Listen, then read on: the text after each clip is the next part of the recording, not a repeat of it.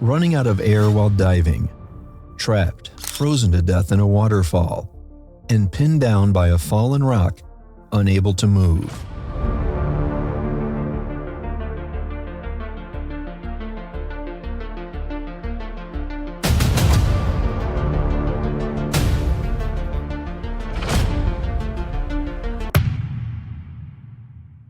There's a thin line between adventure and disaster when exploring caves.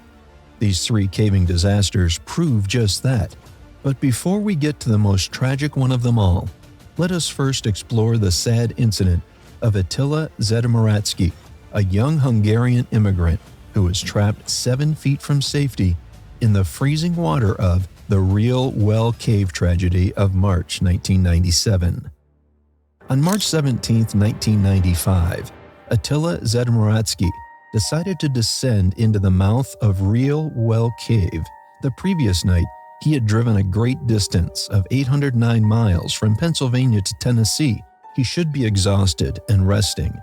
But the excitement of visiting the Real Well Cave, which his friend Andy Fust had visited the previous year, kept him awake and active. Atilla wasn't an experienced caver. In fact, ever since he arrived in America 3 years prior, he had only been on a dozen cave dives with Andy, who introduced him to the activity. Atilla worked as a painter and was in talks with a lawyer to maintain his stay in America. Andy, on the other hand, wasn't entirely experienced himself, even though he had been on more dives than Atilla. Plus, the Real Well Cave was a particularly difficult climb for anyone in the 90s, when diving gear was less sophisticated. So on that day, Atilla and Andy dropped a rope from the cave's 50-foot entrance, which contained a waterfall. The last time Andy was here, he was with several cavers and guides, but today he was alone with Atilla. There was no guide or mentor. Unfortunately, this would not be their only mistake. The first drop went smoothly. The evening light from the entrance still shone faintly above them. But as the two reached the second drop, the cave turned darker and colder, with the waterfall louder and more menacing. Here, it was harder to avoid the water, but they pressed on, guided by the Petzl zoom light around their heads. Aside from being alone without any guide, their other mistakes began to manifest. First, the rope was wrong. A dynamic climbing rope, elastic and prone to dangerous recoil, completely unsuited for the harsh demands of caving. Second, the first experience by Andy was during the dry season. Third, and probably the most terrifying blunder, the men weren't wearing wetsuits. Atilla was dressed in jeans, work boots, and a green windbreaker with a bandana around his neck, a combination that would soak through and freeze him as soon as he touched the water. Andy led the way, dropping into the icy and roaring water of the second drop. Atilla followed down excitedly, even as freezing water drenched his body. But by the time they reached the bottom, Attila's teeth started chattering from the biting cold. He knew then that things were getting out of hand. So, as the cold seeped into his bones, constricting his blood vessels and numbing his fingers, Atilla made a fateful decision. He told Andy he could not go any further. He wanted out. Andy agreed to explore a bit more, leaving his freezing friend to start the difficult climb alone. But Atilla was woefully underprepared. His climbing gear was also a terrible match for an adventure like this. A tangle of carabiners, slings, and an ascender system that wasn't up to the task. So as he climbed, the freezing water soaked him further, rendering his hands almost useless from numbness. And then disaster struck. Somewhere during his climb, one of Attila's carabiners failed, pushing him down 2 to 3 feet and leaving his ascender out of reach. Dangling helplessly in the freezing water, Atilla tried to regain control, but he was becoming hypothermic. His fingers were too numb to make a grip. Andy, realizing his friend was in trouble, made to help. He climbed up beneath Atilla, shouting for him to hold on. But by the time he reached him, Atilla was already slipping away. He couldn't move his arms. He could barely talk as his mouth gave off mostly vapor and grunts. Desperate, Andy tried to lift his friend to the ledge above, but the cold had finally got the better of him and his strength was failing. After another attempt, he gave up and managed to climb to safety alone. 7 feet below, Attilla remained far from the ledge and life. Andy later claimed he tried to help again, but the cold drove him back each time. So he rested on a ledge while Attilla hung just below him, dying. Minutes turned to hours and hours rolled into the next morning before Andy went to call for help. When rescue teams arrived, they found Attila's lifeless body arched back on the rope, his hands frozen near his chest. He had been hanging there for hours, 7 feet from safety. It is still not clear why Andy waited so long before he called for help. Was he too tired or cold to move? Or had he given up after seeing his friend hang there like that? Andy would later take rescue training courses, but for Attilla, it was too little, too late. But while Andy and Attilla were pitifully unprepared for diving, this next incident proved that even the most prepared divers can still face a terrible fate. The Cenote Kalimba tragedy of December 2004. On December 9, 2004, 9 experienced cave divers went out diving in Cenote Kalimba, a cave in Mexico on the Yucatan Peninsula. The 9 cavers divided themselves into 2 groups, one with 5 divers and the other with 4. Their goal? A carefully planned dive to explore Cenote Kalimba and navigate its intricate underwater pathways. Before the dive, they reviewed maps and guidelines, laying out their markers and discussing every detail of their route. They have been diving together for the past several days, so this preparation was now routine to them. Their plan that day was straightforward. They'd follow the main permanent guideline, connect to a secondary line using a neon pink spool, and turn back after a brief exploration. The same pink line would guide them safely back to their starting point.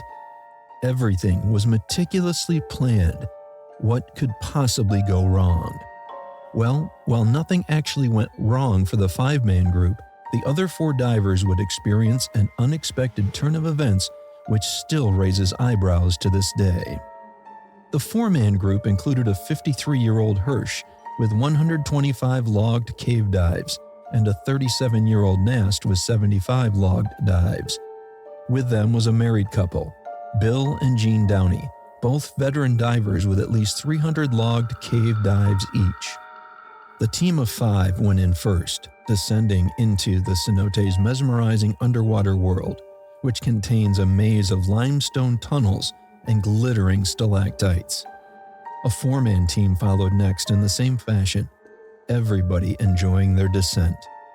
After 32 minutes, they reached the connection point where the pink line had been placed. They executed the turn flawlessly and decided to head back. The first team successfully made it out. It was time for the next. Unfortunately, as they retraced the route, confusion struck. At a critical 90-degree turn in the guideline, the group missed the correct path leading back to Cenote Kalimba. Instead, they veered onto a different path, following the Paso de Lagarto guideline downstream. What caused the error? It was later revealed that the other dive team, unaware the 4 divers were still inside the cave, had removed the pink spool and some markers they believed were no longer in use. Without these visual cues, the 4-person team made the wrong turn. For 25 minutes, they swam deeper into the labyrinth, moving farther away from their exit. When they finally realized their mistake, panic began to set in.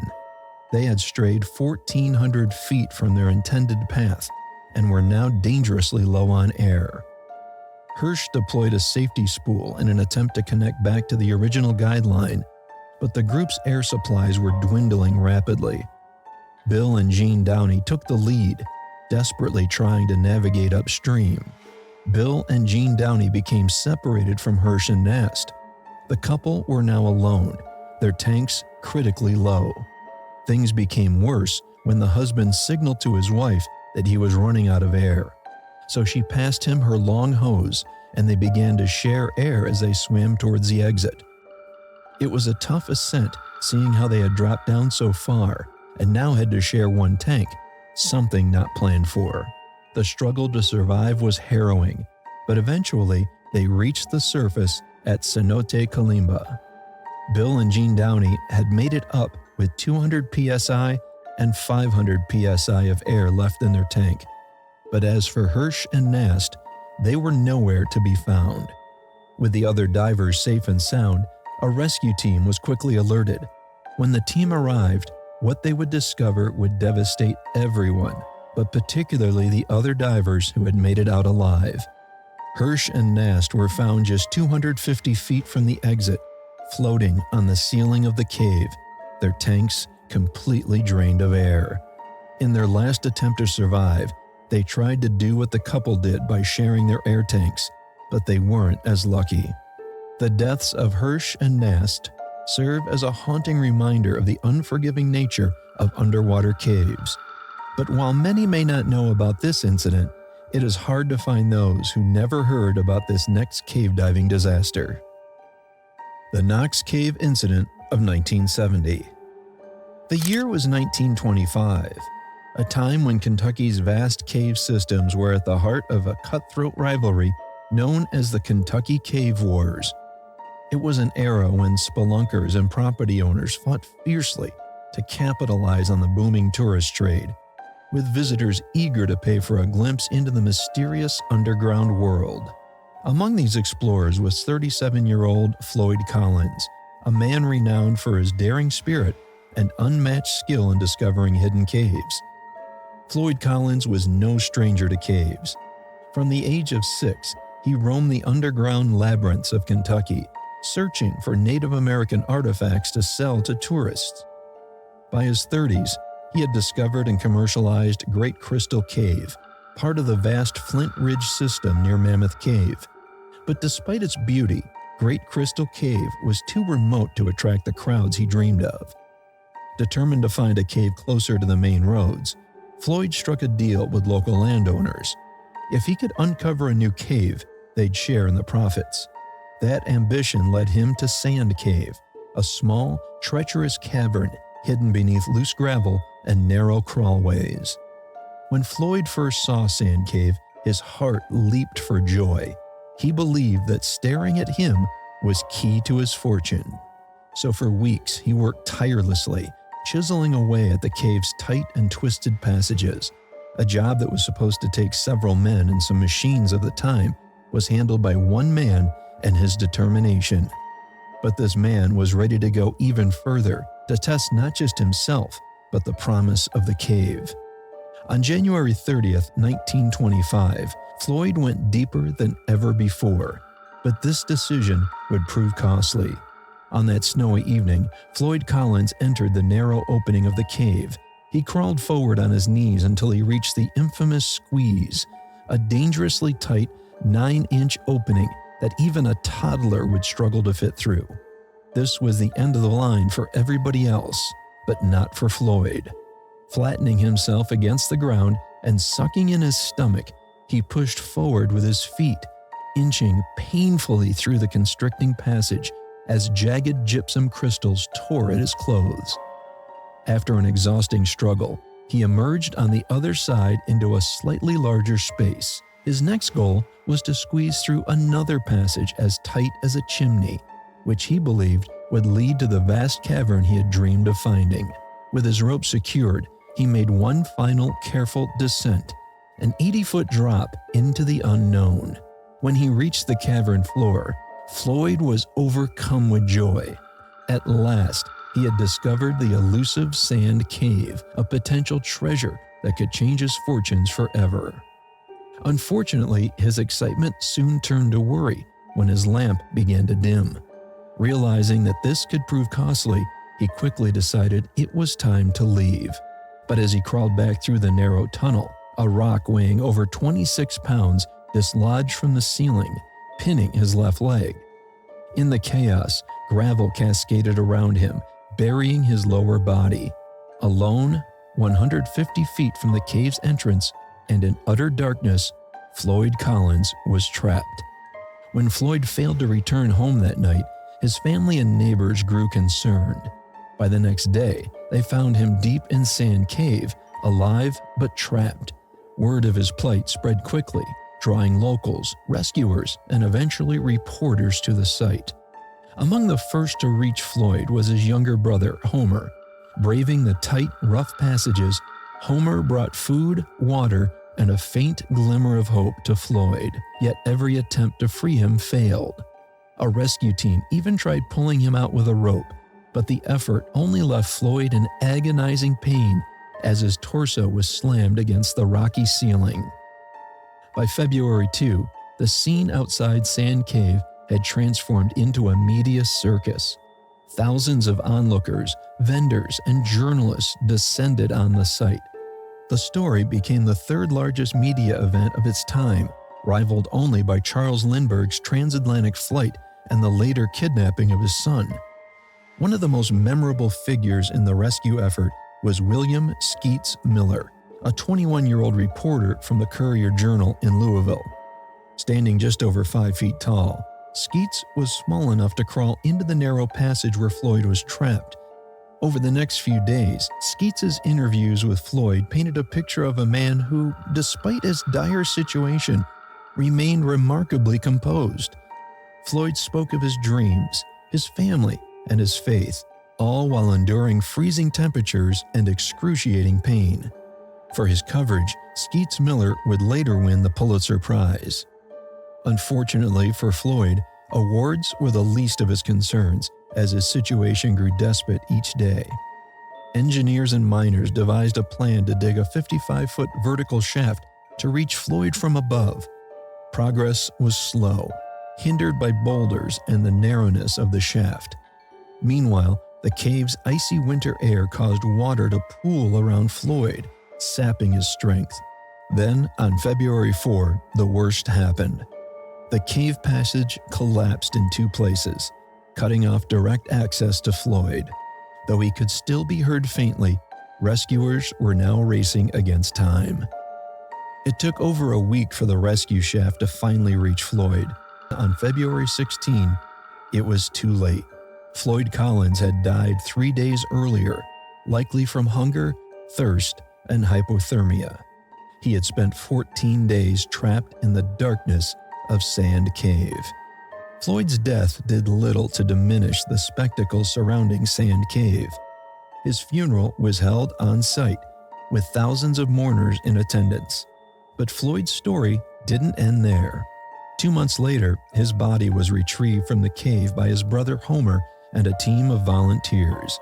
Embalmed and placed in a glass-topped coffin, Floyd's remains became a grim attraction at his former Great Crystal Cave, now renamed Floyd Collins's Crystal Cave. For years, tourists paid to see the greatest cave explorer ever known. In 1929, Floyd's body was stolen from the cave, only to be found later in a nearby field. Finally, in 1989, the National Park Service laid Floyd Collins to rest at the Mammoth Cave Baptist Church Cemetery, bringing an end to the bizarre and tragic saga of his remains. The story of Floyd Collins, the real well divers, and the Cenote Kalimba tragedy remind us of the risks and sacrifices involved in uncovering these hidden worlds. If you enjoyed exploring these gripping tales with us, don't forget to like, subscribe, and share this video. Drop a comment below and let us know, would you dare to go where these explorers went?